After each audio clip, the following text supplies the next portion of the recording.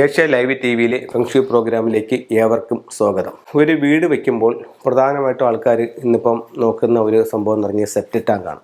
കാരണം അത് പ്രധാനമായിട്ടും നോക്കാനുള്ള കാരണം എന്ന് പറഞ്ഞു കഴിഞ്ഞാൽ ഇപ്പം യൂട്യൂബിലും മറ്റുമൊക്കെ ചെയ്തിട്ട് അല്ലെങ്കിൽ മറ്റുള്ളവരുടെ അനുഭവത്തിൽ നിന്നൊക്കെ പറയുന്നുണ്ട്, സെപ്റ്റിക് ടാങ്ക് തെക്ക് പടിഞ്ഞാറ് കൊണ്ട് വെച്ച് പ്രശ്നമായി പോയി, അത് കിഴക്ക് കൊണ്ട് വെച്ച് പ്രശ്നമായി പോയി, അതുകൊണ്ട് ഇന്ന ബുദ്ധിമുട്ടുകളുണ്ട് എന്നുള്ളത്. അപ്പം ഒരുപാട് ആൾക്കാർ വിളിച്ചിട്ട് ചോദിക്കുന്നുണ്ട്, കന്നിമൂലയിൽ സെപ്റ്റിക് ടാങ്ക് പാടില്ല എന്ന് നമ്മൾ കണ്ടു, അത് നമുക്ക് തെക്ക് കിഴക്ക് ഭാഗത്ത് അതായത് അഗ്നികോണിൽ വെക്കാമോ?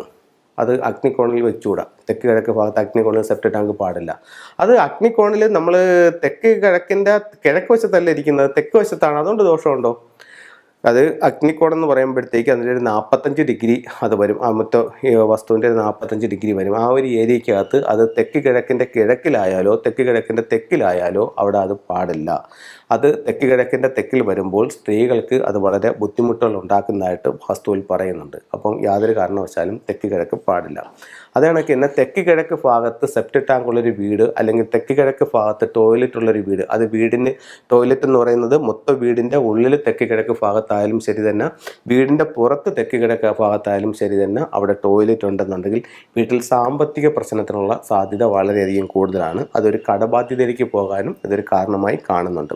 ഇപ്പം നിങ്ങൾ ഇത്തരം പ്രോഗ്രാമുകൾ കേട്ട് നിങ്ങൾ പെട്ടെന്ന് പേടിക്കുകയോ അല്ലെന്നുണ്ടെങ്കിൽ ഇത് പെട്ടെന്ന് പൊളിച്ചു മാറ്റുകയോ അങ്ങനെയൊന്നും ചെയ്യേണ്ട ആവശ്യമില്ല. ഒരു പ്രശ്നമുണ്ടെങ്കിൽ അതിനൊരു പരിഹാരവുമുണ്ട്. നിങ്ങൾക്ക് നിങ്ങളുടെ ജീവിതത്തിൽ അത്തരത്തിൽ നിങ്ങൾക്ക് ഇങ്ങനെ നിങ്ങളുടെ വീട്ടിൽ നിന്നൊക്കെ ഒരു ടോയ്ലറ്റ് വന്നിട്ടുണ്ട് അല്ലെങ്കിൽ ഒരു സെപ്റ്റിക് ടാങ്ക് വന്നിട്ടുണ്ട്, അപ്പോൾ ഞാൻ ഈ പറയുന്നത് പോലെ അല്ലെങ്കിൽ മറ്റൊരു പ്രോഗ്രാമിൽ പറയുന്നത് പോലെ നിങ്ങളുടെ അനുഭവത്തിൽ നിങ്ങളുടെ ജീവിതത്തിൽ ഇങ്ങനെയുള്ള അനുഭവങ്ങളുണ്ടെങ്കിൽ നിങ്ങൾ നല്ലൊരു ഫെങ്ഷി കൺസൾട്ടനെ കാണിച്ചിട്ട് അവർ പറയുന്ന നിർദ്ദേശങ്ങൾ അനുസരിച്ച് നിങ്ങൾ നീങ്ങുക.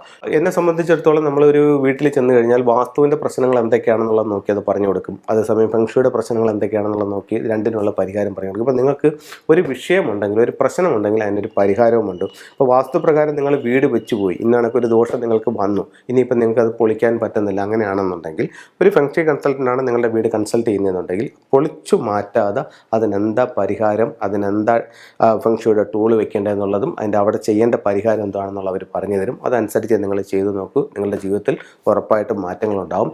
അപ്പോൾ ഫെങ്ഷുയുടെ ചില ടൂളുകൾ ഇന്ന് നിങ്ങളായിട്ട് ഷെയർ ചെയ്യാം. ഇത് ഉലു എന്ന് പറഞ്ഞിട്ട് ഒരു ടൂളാണ്. ഇതിപ്പോൾ നമ്മൾ കാണുമ്പോൾ തന്നെ അറിയാം, ഇത് നാച്ചുറലായിട്ടുള്ളതാണ്. ഇപ്പോൾ നമ്മുടെ നാട്ടിൽ പിന്നെ കത്തിരി വഴുതനങ്ങ അങ്ങനെയൊക്കെ പിടിക്കുന്നത് പോലെ അത് അവിടെ നിന്ന് ഇങ്ങനെ വരുന്നൊരു കായാണ്. ഇത് നമുക്ക് ഇപ്പം നിങ്ങളുടെ ലാഫിൻ ബുദ്ധ ഇല്ലാത്ത വീടുകൾ വളരെ ചുരുക്കമാണ്.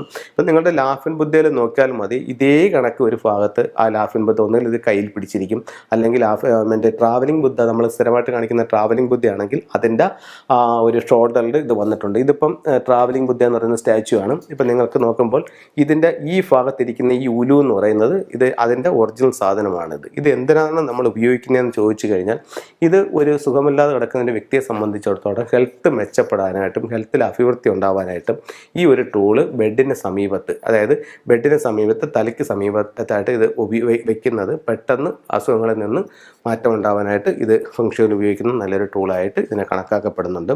അത് കഴിഞ്ഞിട്ട് വീട്ടിലേക്ക് വരുന്ന നെഗറ്റീവ് എനർജികളിൽ നിന്ന് പ്രൊട്ടക്ഷൻ നേടാനായിട്ട് നമുക്ക് ഈ പറയുന്ന ഒരു ക്വാൻ കിങ് എന്ന് പറഞ്ഞിട്ടൊരു സ്റ്റാച്ചു ഉപയോഗിക്കുന്നുണ്ട്. ഇത് നമുക്ക് പ്രധാന ഡോറ്, ഇപ്പം നിങ്ങളുടെ ഡോറ് കിഴക്കോട്ടോ പടിഞ്ഞാറോട്ടോ തെക്കോട്ടോ വടക്കോട്ടോ എങ്ങനെ ആയിക്കോട്ടെ, പ്രധാന ഡോറിൽ നിന്ന് പുറത്തേക്ക് നോക്കി ഇത്തരത്തിൽ ഇത് സ്ഥാപിക്കാവുന്നതാണ്. മെയിൻ ഡോർ എവിടെയാണോ അവിടെ ആ ഭാഗത്തോട്ട് ഇതിനിങ്ങനെ ഫോക്കസ് ചെയ്യും. ചിലർ പറയും മെയിൻ ഡോറിൻ്റെ ഓപ്പോസിറ്റ് നമുക്കൊന്നും വെക്കാൻ പറ്റില്ല, അവിടെ മറ്റൊരു ഡോറാണ്. മെയിൻ ഡോറിൻ്റെ ഓപ്പോസിറ്റ് തന്നെ വെക്കണമെന്നില്ല, ലെഫ്റ്റിലോട്ടോ റൈറ്റിലോട്ടോ ആയാലും ശരി തന്നെ ഇതിനെ ആ ഡോറിലോട്ട് ഫേസ് ചെയ്യുന്ന രീതിയിൽ വെച്ചാൽ മാത്രം വരും.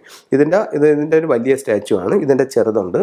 അത് കഴിഞ്ഞിട്ട് നമുക്ക് ഉപയോഗിക്കാവുന്ന മറ്റൊരു ടൂൾ എന്ന് പറയുന്നത് പിന്നെ റൂസ്റ്ററാണ്. ഇപ്പം ചിലർ പറയുന്നുണ്ട് ഓഫീസിൽ മറ്റ് സ്റ്റാഫുകളുമായിട്ട് എന്നും പ്രശ്നമാണ്, കലഹമാണ്, അപ്പോൾ അതിന് നമുക്ക് എന്തെങ്കിലും ഒരു പരിഹാരമുണ്ടോ എന്ന് ചോദിക്കുമ്പോൾ നിങ്ങളുടെ ഓഫീസിൽ ഈ ഒരു റൂസ്റ്റർ വെസ്റ്റ് ഭാഗത്ത് ഈ ഒരു റൂസ്റ്ററിൻ്റെ സ്റ്റാച്ചു വയ്ക്കുന്നത് കലഹം ഒഴിവാകാനായിട്ട് നല്ലൊരു ടൂളായിട്ട് ഫെങ്ഷുവിൽ കണക്കാക്കുന്നുണ്ട്.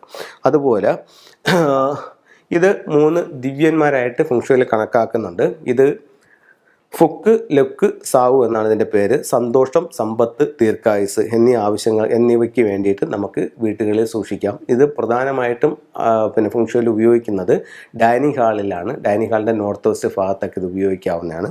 അപ്പോൾ ഇത് നല്ലൊരു ടൂളായി ഫെങ്ഷുവിൽ കണക്കാക്കുന്നുണ്ട്. അതുപോലെ നമുക്ക് വെൽത്ത്, എല്ലാവരും വെൽത്ത് ആഗ്രഹിക്കുന്നവരാണ്. കാരണം വെൽത്ത് ഇല്ലാതെ നമുക്ക് മുന്നോട്ട് പോകാനായിട്ട് പറ്റില്ല. അപ്പോൾ വെൽത്തിന് വേണ്ടിയിട്ട് നമ്മൾ ഫെങ്ഷുവിൽ ധാരാളമായി ഉപയോഗിച്ച് വരുന്ന, അത് സ്ഥാപനത്തിലായാലും ശരി തന്നെ വീടുകളിലായാലും ശരി തന്നെ ഒരു ടൂളാണ് ഇതുപോലുള്ളൊരു 3-legged ഫ്രോഗും. അപ്പം ഇതെല്ലാ സൗഭാഗ്യങ്ങളുമുള്ള ഒരു സമ്പത്തിൻ്റെ തവള നമ്മുടെ വീടിൻ്റെ ഉള്ളിലേക്ക് അല്ലെങ്കിൽ സ്ഥാപനത്തിലേക്ക് വരുന്ന ഇതിലാണ്. ഇതിന് 3 കാലുകളാണ്. ഇതിൽ സ്വർണ്ണ നാണയങ്ങൾ, സ്വർണ്ണക്കട്ടി, അങ്ങനെ വായിലയിൽ ചൈനീസ് നാണയം കടിച്ചു പിടിച്ച് എല്ലാ സൗഭാഗ്യങ്ങളായിട്ട് ഒരു തവള നമ്മുടെ വീടിനുള്ളിലേക്ക് വരുന്നതാണ്. ഇതെല്ലാം സിംബോളിക്കായിട്ട് ഇതിനകത്ത് ചെയ്തു വെച്ചിരിക്കുന്നതാണ്. അപ്പോൾ ഇത്തരത്തിലുള്ള ടൂളുകൾ ഉപയോഗിച്ച് നോക്കൂ. നിങ്ങളുടെ ജീവിതത്തിൽ വലിയ വലിയ നേട്ടങ്ങൾ ഉണ്ടാവട്ടെ എന്ന് പ്രാർത്ഥിച്ചുകൊണ്ട് നിർത്തുന്നു. നന്ദി, നമസ്കാരം.